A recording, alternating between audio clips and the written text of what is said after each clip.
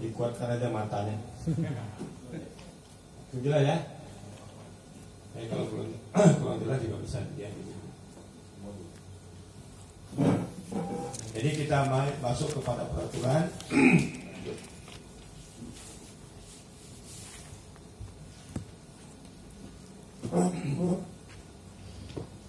Lapangan bulu tangkis itu berbentuk 4 persegi panjang yang sudah kita ketahui seperti apa bentuknya, dan punya garis yang putih. Biasa kita lihat putih itu sebesar 40 mm atau 4 cm ya. Ya. Di lebar len bahasa kita ya. Garis lapangan itu 40 mm. Garis harus mudah dikenal dan sebaiknya berwarna putih. Ya, ada beberapa warna lah kita nanti lihat, tapi yang jelas pada umumnya putih.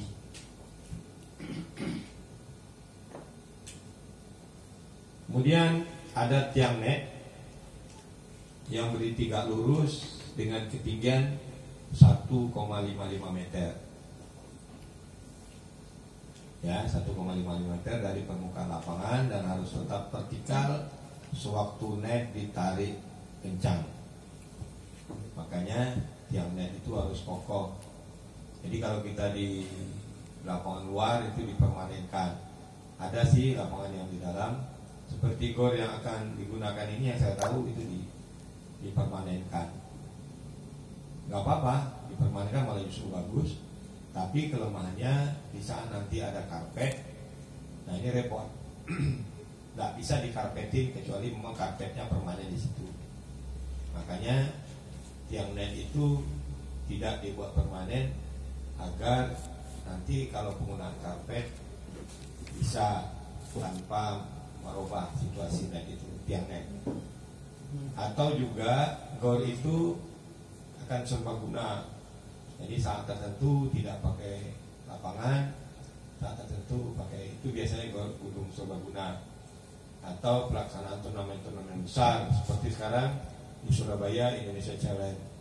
Nah itu gedung biasa yang digunakan, makanya digelar karpet, di atas karpet dikasih tiang net.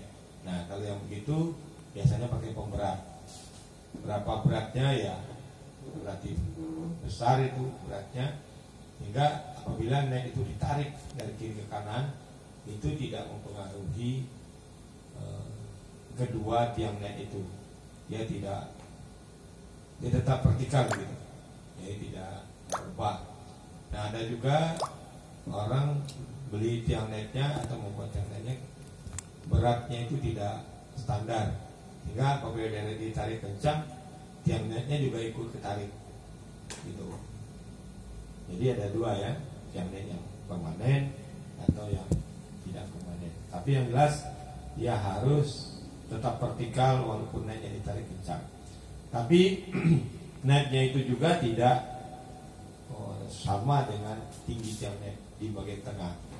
Ya, di bagian tengah itu 1,524. Ya, jadi ada tekuk sedikit. Jadi tidak betul-betul datar.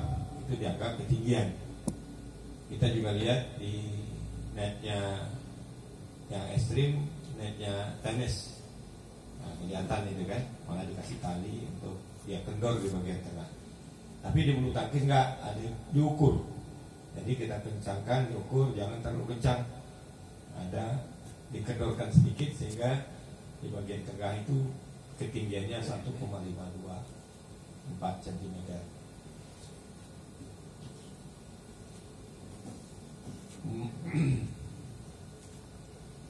Nah ini contohnya yang pakai pemberat.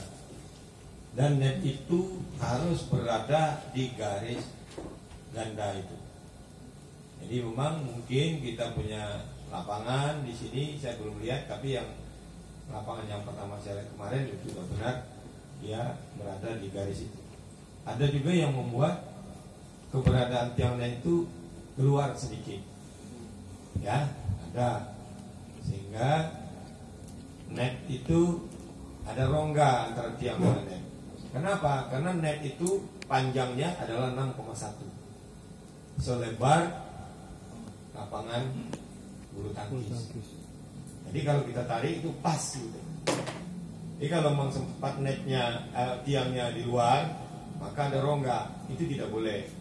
Jadi kita sebagai wasit harus perhatikan tidak boleh ada rongga di antara net dan tiang itu. Nah ini juga dulu ada, karena pemberatnya ini tidak terlalu berat, maka dikasih tonjolan itu untuk menahan. Jadi jadi tumpuan penahan. Kalau ditarik kan dia nahan. Nah ini dulu awal-awal ada tiang net yang ini. Tapi sekarang ini sudah, kenapa? Karena memang ini sudah berat. Saya nggak tahu juga beratnya berapa. Ini sudah di atas 100 kilo gitu ya. Kalau dulu saya tahu di atas 75 kilogram itu masih ketarik kalau dikencangkan itu. Nah ini sudah standar, ditarik kencang pun dia tidak bergerak. Nah mencari besi yang kecil tapi berat ini mungkin satu yang susah juga ya. Tahunya kalau berat ya besar gitu, tapi ini kecil dan berat. Nah, mungkin juga ada pakai strategi supaya dijauhkan, dia mungkin berat tapi dijauhkan begini ya dia jadi berat. Ya, nah ini tidak ada lagi nih tonjolan ini nggak boleh. Jadi dia harus pas gitu. Nah ini equipment atau lapangan yang peralatan yang harus kita penuhi. Kemudian net juga harus terbuat dari bahan yang halus berwarna gelap, ya, bertebalkan yang sama dengan jaring yang tidak kurang dari 15 mm dan tidak lebih dari 20 mm. Lubangnya itu ya, luas lubangnya. Kemudian lebar net harus 76 mm lebar net. Jadi lebar net itu yang dimaksud ini ke sini. Ya, tidak boleh jengkis, tidak boleh juga menjadi kedalaman gitu. Jadi kalau dulu saya tahu waktu saya kecil-kecil net itu jauh bawah itu dan dari benang. Nah itu tidak standar karena memang punya peluang pemain di depan net itu akan kesenggol ya. Jadi standarnya adalah 76 cm.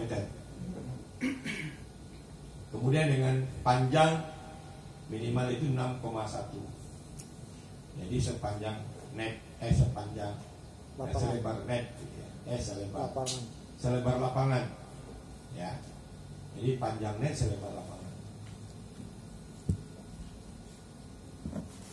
Kemudian bagian atas net harus diberi batasan pita putih selebar 75 mm. Ya. 7,5 cm.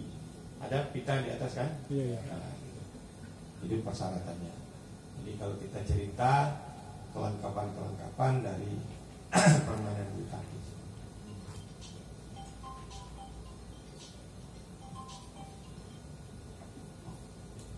Kemudian tali atau kabel juga direntangkannya kuat. Puncak net dari permukaan lapangan harus 1,52 cm. Itu yang saya sebut tadi. Kalau yang puncak netnya 1,52 meter, tapi tinggi tiang netnya atau yang tinggi di bagian tiangnya 1,55. Kemudian yang terakhir ini tidak ada jarak antara net dan tiang. Nah, yang dimaksud tidak ada jarak net dengan tiang itu ini. Ya.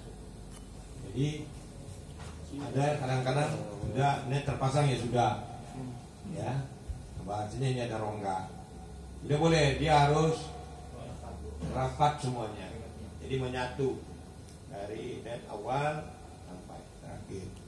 Jadi kalau kita sebagai wasit kelihatan itu harus diperbaiki. Tapi yang lebih berat di sini adalah referee-nya. Jadi referee harus mengontrol itu. Kalau sempat terjadi yang seperti itu harus diikat ulang. Ya. Jadi kata kuncinya tidak ada jarak antara tiang net dengan net di ujung.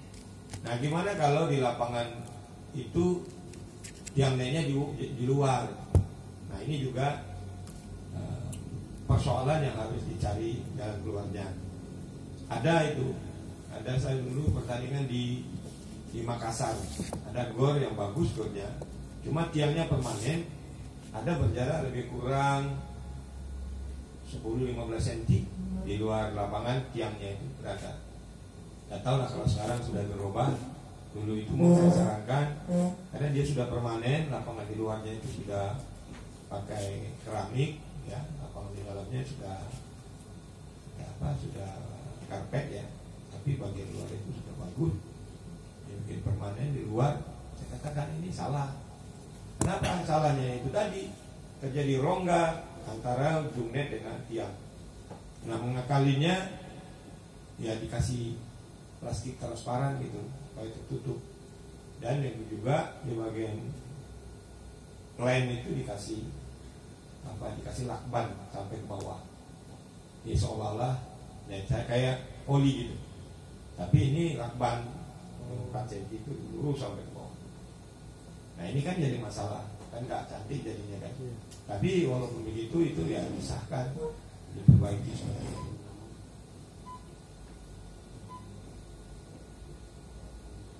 Kami jalan, silakan kalau ada pertanyaan ya.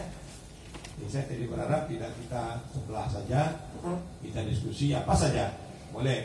Saya ingat ya kita diskusi.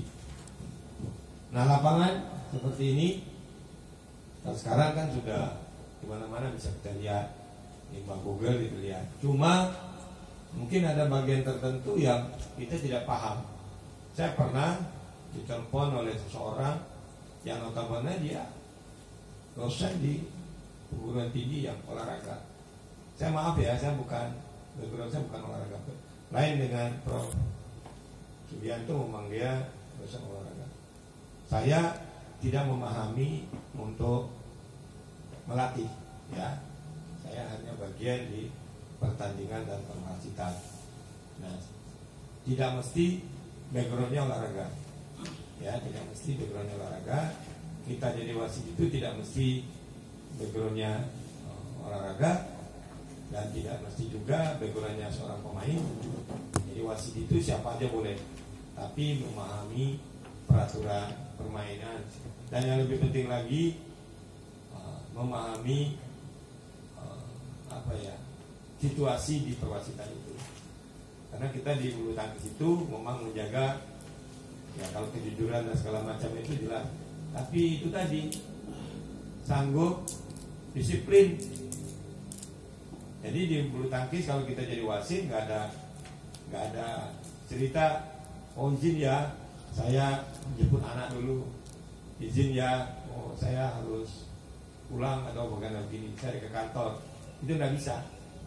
Karena di bulu tangkis itu permainannya berkelanjutan, dan wasit itu juga bisa 2 orang saja satu lapangan.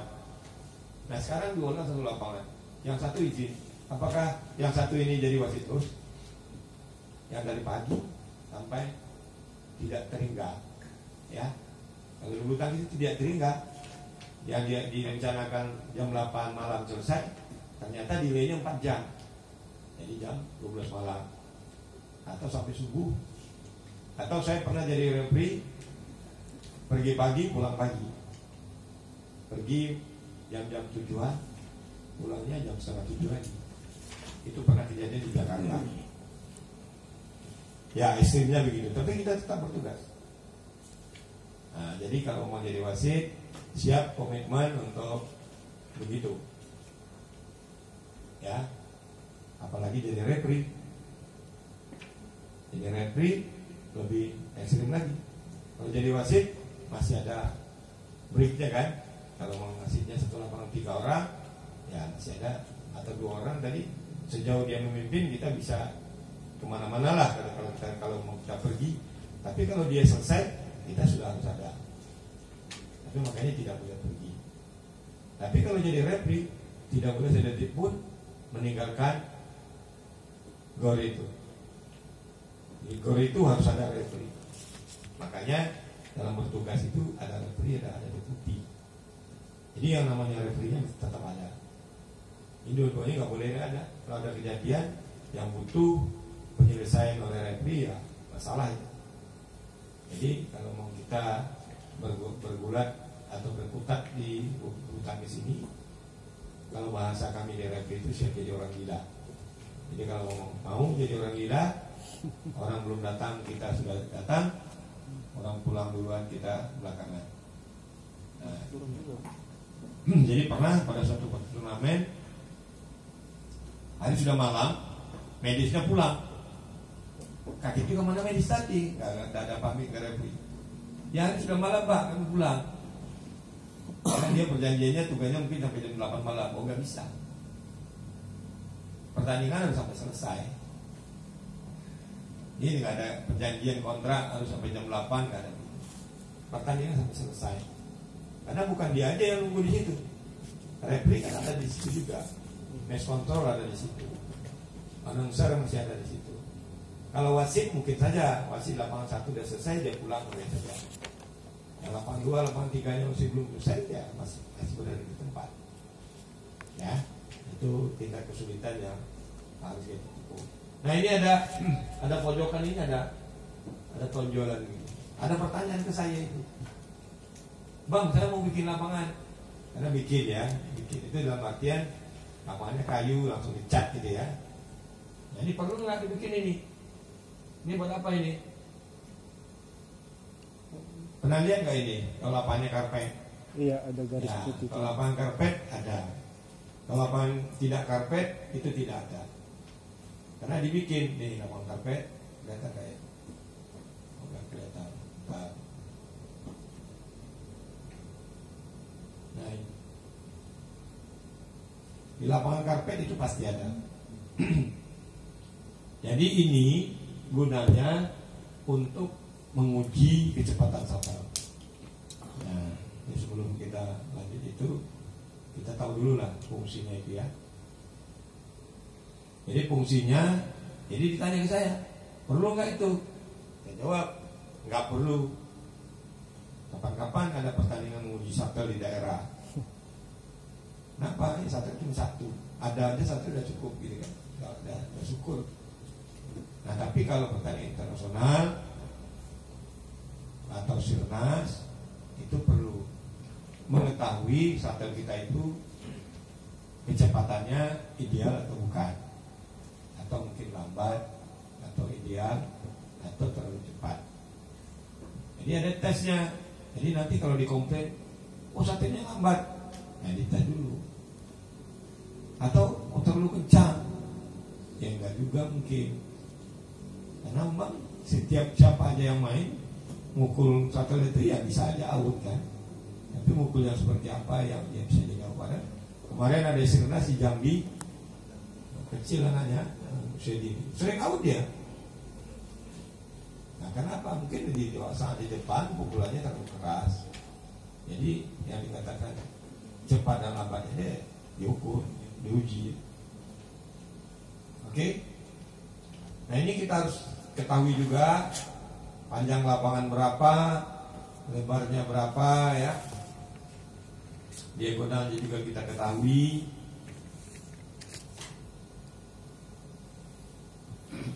Nah itu biasanya yang begitu-begitu wilayahnya referee. Jadi kita sangat dianjurkan mengetahui seluruh lapangan itu. Kemudian yang kedua shuttle. Shuttlecock itu standarnya seperti apa? Jadi kalau sekarang shuttlecock itu ada yang alamiah, ada yang sintetis, ada yang semi. Sekarang ini sudah ada semi, batangnya ini sudah plastik. Ya, sudah ada sambungan plastik di sini. Kenapa? Karena mungkin bulunya itu sudah bulu yang sudah ada panjang lagi ya, jadi dipakai. Ya. Nah ini juga ada lancip seperti ini, karena ada juga bulat. Nah itu ada perbedaan. Jadi kalau untuk turnamen yang lancip seperti ini yang berlaku, yang bulat itu tidak untuk turnamen. Ya.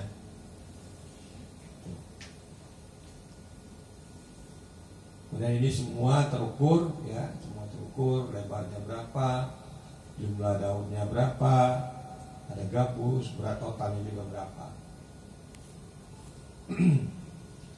Jadi sekarang ini sudah ada shuttle yang sintetik itu, karena memang ada permainan bulu tangkis sudah mulai berkembang, ada yang bulu tangkis pantai.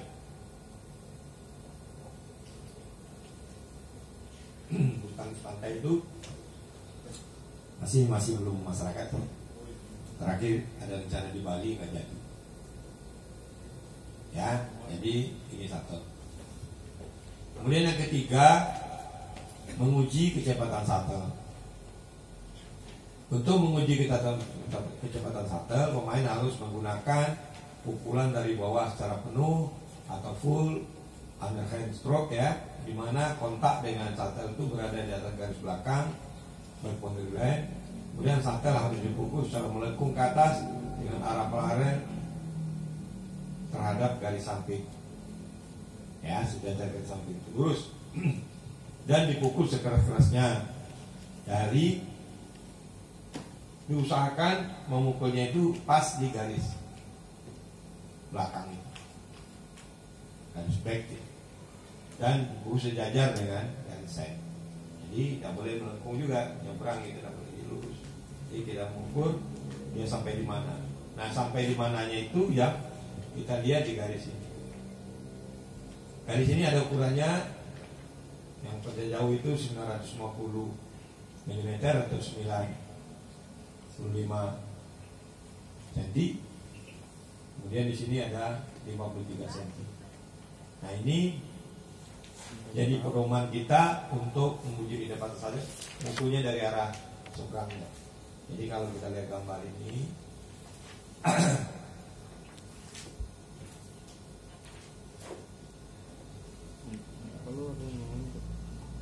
nah ini garis ini, kita mukulnya dari sini, dipukul sekencang-kencangnya.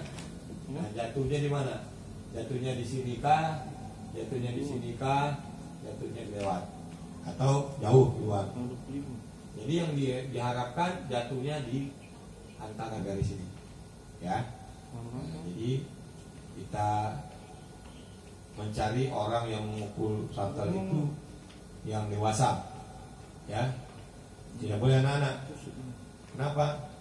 Karena kekuatannya tidak maksimal. Jadi minimal itu taruna, dewasa, dan diharapkan juga. Dan itu laki-laki. Ya tidak tertutup kemungkinan juga perempuan sih. Nah, jadi kita lihat jatuhnya di arah sini, maka dikatakan shuttlecock itu termasuk lambat. Nah, yang ideal itu di antara garis ini, di antara garis ini ya, yaitu di area ini lah, itu yang ideal. Nah, kalau keluar jauh ke sini, itu dikatakan kencang. Jadi shuttlecock lambat, kencang atau ideal itu berdasarkan ukuran. Tidak boleh berdasarkan main orang itu. Oke, nah ini dia, ya. Nah, ini pukulnya, dipukul agak melengkung.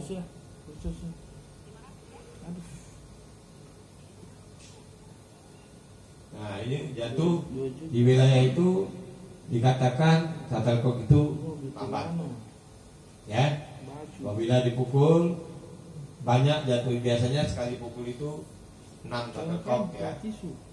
Nah, jatuh di wilayah itu rata-rata maka katakan lambat. Nah, ini jatuh yang diharapkan. Jadi wilayah sana dikenal itu jatuh, maka itu dikatakan shuttlecocknya yang ideal kecepatannya.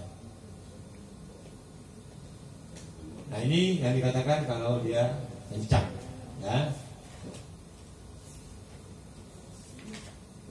Nah, ini proses pengujian itu. Jadi atlet berdiri di belakang itu dan diharapkan pas terpukul itu shuttlecock itu berada di garis belakang, atas garis. Jadi bukan berdirinya, proses terpukulnya shuttlecock itu. Ya. Nah, ini proses untuk dikatakan menguji kecepatan shuttle. Dan itu biasanya di daerah jarang lah kita lakukan, ya. Mungkin ada pertandingan jarang lah. Pokoknya ada shuttle sudah main. Ikuti aja aturannya. Ikuti aja shuttle yang ada. masih untung ada shutter gitu. Dan kadang-kadang juga shutternya kurang. Ya. Ya kalau kurang gimana lah, cari gantinya. Kemudian raket.